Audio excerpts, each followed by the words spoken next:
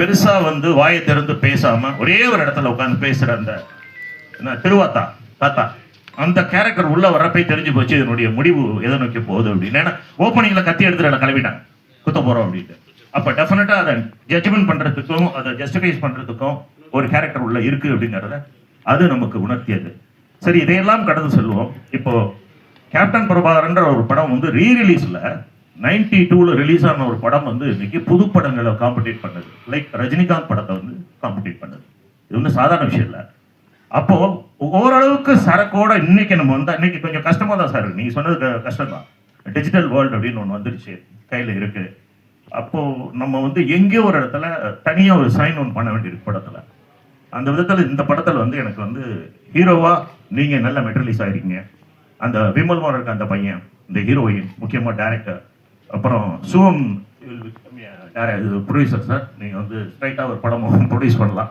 அந்த அளவுக்கு இந்த படம் உங்களுக்கு வந்து நல்ல எக்ஸ்பீரியன்ஸை கொடுத்துருக்கு. சும்மா மேடையில் இருக்குன்றதுக்காக சொல்லாம ஒரு விஷயத்த சொல்லி என்னுடைய உரையை முடிக்கிறேன். இந்த படத்தை இன்னைக்கு நமக்காக எல்லாரையும் சிரத்தையோட அழைத்தது வந்து முத்துவிடுக்கும் கிளாராகும். இதில் முத்துவிடுக்கு வந்து பேரரசன தம்பிங்கிறது மட்டும்தான் நமக்கு தெரியும். அவர் வந்து சங்கர்ட்ட சேர்றதுக்கு முன்னாடி ஷார்ட் ஃபிலிம்ஸ் எல்லாம் பண்ணி எவ்வளவு முயற்சிகள், அதுக்கப்புறம் நம்ம நினைச்சு கூட பார்க்க முடியாத ஒரு மாபெரும் கமர்ஷியல் கிங்கு கிட்ட போய் சங்கர் சார்ட்ட போய் ஒர்க் பண்ணி தரையில இறங்கி அடிக்கிற பேரரசன்ட்டையும் ஒர்க் பண்ணி இப்படி இவ்வளவு ஒர்க் பண்ணி ஒரு நல்ல படம் மட்டுமே தன்னால பண்ண முடியும் பண்ணணுங்கிறதுக்காக இன்னைய வரைக்கும் தன்னுடைய வாழ்க்கையை சினிமாவுக்குள்ள சர்வைல் பண்ணிட்டு இருக்கிறது முத்தோடு. நமக்கு இது எதுக்கு இந்த மேடையில சொல்றேன்னா, இந்த படத்தை இயக்குனருக்கே சொல்றேன், உங்களுக்கு ஒரு வாய்ப்பு கிடைச்சதை கரெக்டா பயன்படுத்தி நீங்க வந்துட்டீங்க. அதான் அவருக்கு முரசுன்னு ஒரு படம் கிடைச்சிருந்தது. அன்னைக்கு ரேஞ்சுக்கு அந்த படம் விஜய் பண்ணியிருந்தாருன்னா இன்னைக்கு அவர் இங்கே இருக்க வேண்டிய ஆள் இல்லை.